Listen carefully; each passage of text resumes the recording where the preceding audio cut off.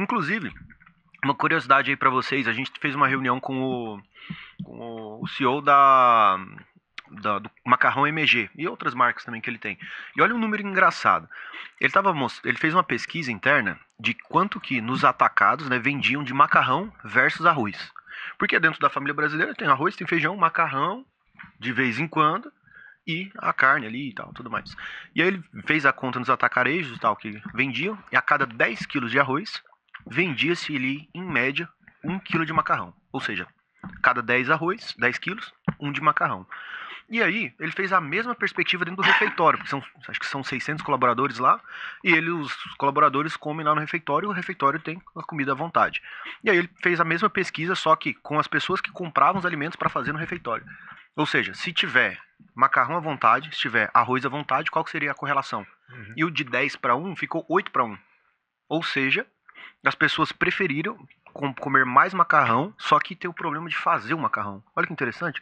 Ou seja, se tivesse uma facilidade maior de fazer o macarrão no dia a dia ali, as pessoas comeriam mais macarrão. Se tivesse uma panela elétrica que faz o macarrão, né? Então. Outra empresa que eu queria trazer também na live é a Camil. A Camil, ela teve um lucro líquido de 66 milhões, teve uma redução de 15,9%.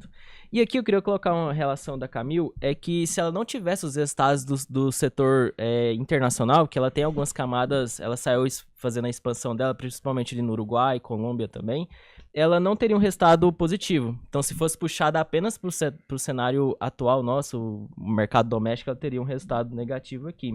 E ela também foi muito puxada de forma negativa aqui pela alavancagem, porque ela teve uma alavancagem alta, de mais de 4 vezes EBITDA. Então é muito preocupante também o quanto atende a alavancagem aqui. Hoje estamos pagando pau pra comida de gringo. Mais uma vez. KFC. E sabe uma coisa que é interessante nesse mercado da Camil? Ela trabalha com os grãos, né? Tem a parte de massas também. E esse setor, ele é muito influenciado por preço internacional. Então, você vê o que o arroz, por exemplo, eu sempre...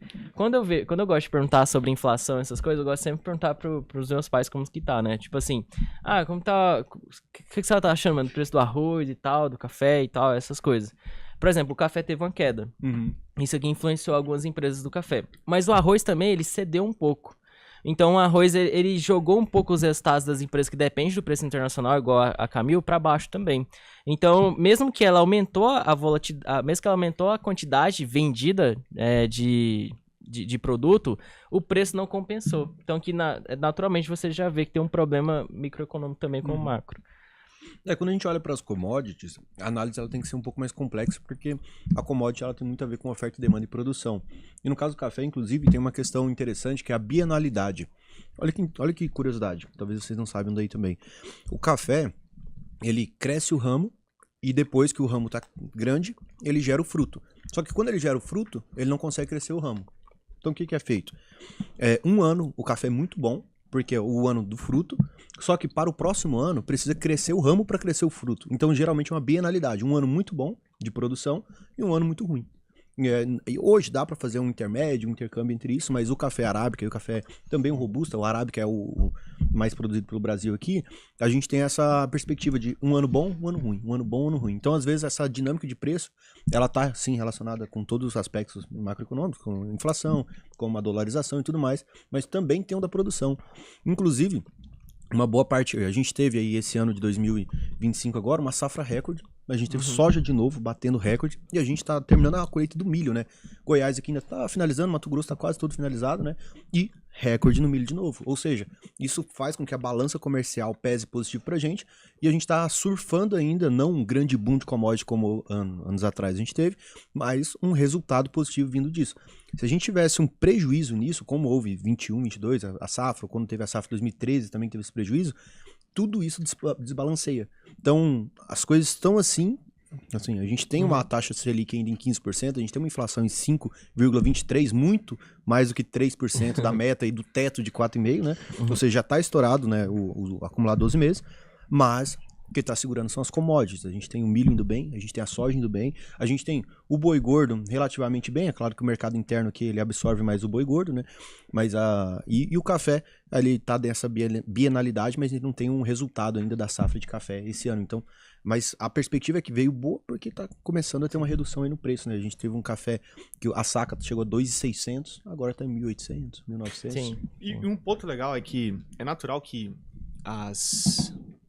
todo esse processo de commodities, de alimentos de base que a gente fornece aqui, então arroz, açúcar, café, as frutas, né, também, entre outros produtos, a gente sofre uma competição entre o preço interno e o preço externo, né?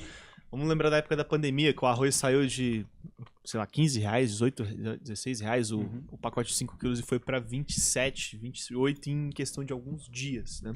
Porque a gente tem uma competição. O que você prefere? Você prefere vender o quilo do arroz na época, sei lá, R$10 o quilo no Brasil? Ou você vender a $10 nos Estados Unidos? Com um dólar que tinha rompido os 4, foi para 5, foi onde a gente chegou com o dólar R$5. Então você tem essa competição em que ele restringe a oferta dentro do país, aumenta o preço, naturalmente ele aumenta a receita dessas empresas também, mas também aumenta o custo. Pode falar. E aí a gente teve uma leve perspectiva nesses últimos meses, né? Uma questão na restrição, ou talvez no aumento das exportações brasileiras para os Estados Unidos antes do tarifaço, para não serem tarifadas. A gente viu que depois chegou o tarifaço, não teve tarifa para quase nada, né? Não, nem tinha produção para eles. Né? O café pegou, o boi pegou um pouco. O boi era 2%. Então, esses impactos geopolíticos também geram consequências para o resultado das empresas. Pode ser uma consequência positiva, se aumentar o preço, né? Ou pode ser uma consequência negativa para ela, se aumentar a oferta, naturalmente reduz o preço. Se ela quiser repassar, ela vai ter uma perca de margem, mas se ela não repassar essa diminuição também, ela aumenta a sua margem. Então, tem esses impactos. 2 pontos. Mas assim, vamos imaginar, se você tem uma queda de metade do preço do café, por exemplo, o café caiu bem, né? A arroba do boi também caiu bem. E você não repassa esse ajuste, né? Muito provavelmente algum órgão regulador do governo vai interferir e vai piorar a sua situação. Tem uma coisa, nessa briga dolarizada, né, de vender, exportar ou vender para o consumo interno, ela não é porque alguém é mal na situação. Imagina quando, não é defendendo um lado ou outro, mas pense comigo, se você vai ter que repor seja suas matrizes, ou seja em bezerros, se você mexe com gado, ou se você faz agricultura, você vai ter que comprar potássio, você vai ter que comprar fósforo, vai ter que comprar todos os nutrientes ali para fazer o custeio da sua safra, tudo isso é dolarizado. Então você tem que vender pareado ao dólar, porque você vai ter que comprar logo pareado ao dólar, ou seja, você tem essa equivalência. Então não tem como você simplesmente não olhar para o mercado externo, vender internamente no Brasil, primeiro que não tem nem demanda para soja, para conseguir fazer isso. Inclusive, uma curiosidade aí para vocês, a gente fez uma reunião com o CEO do Macarrão MG e outras marcas também que ele tem. E olha um número engraçado. Ele fez uma pesquisa interna de quanto que nos atacados, né, vendiam de macarrão versus arroz. Porque dentro da família brasileira tem arroz, tem feijão, macarrão, de vez em quando, e a carne ali e tal, tudo mais. E aí ele fez a conta nos atacarejos e tal, que vendiam, e a cada 10 quilos de arroz, vendia-se ali, em média, 1 quilo de macarrão. Ou seja, cada 10 arroz, 10 quilos, 1 de macarrão. E aí, ele fez a mesma perspectiva dentro do refeitório, porque acho que são 600 colaboradores lá, e os colaboradores comem lá no refeitório, e o refeitório tem a comida à vontade. E aí ele fez a mesma pesquisa, só que com as pessoas que compravam os alimentos para fazer no refeitório. Ou seja, se tiver macarrão à vontade, se tiver arroz à vontade, qual que seria a correlação?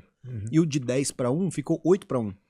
Ou seja, as pessoas preferiram comer mais macarrão, só que tem o problema de fazer o macarrão. Olha que interessante.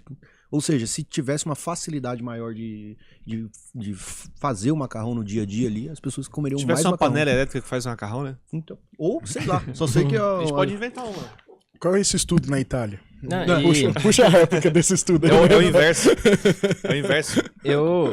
Vai dar uma diferencinha legal. Mas essa política dos grãos, né, que ela tava falando aí, de alto giro, é um pouco mais complexo, porque você entra em vários fatores ali que é muito específico. Por exemplo, café tem a bienalidade e o arroz já tem uma negociação mais rápida. E quando você joga isso para dentro do estoque, o lojista acaba ficando preocupado com o estoque que ele vai ter ali.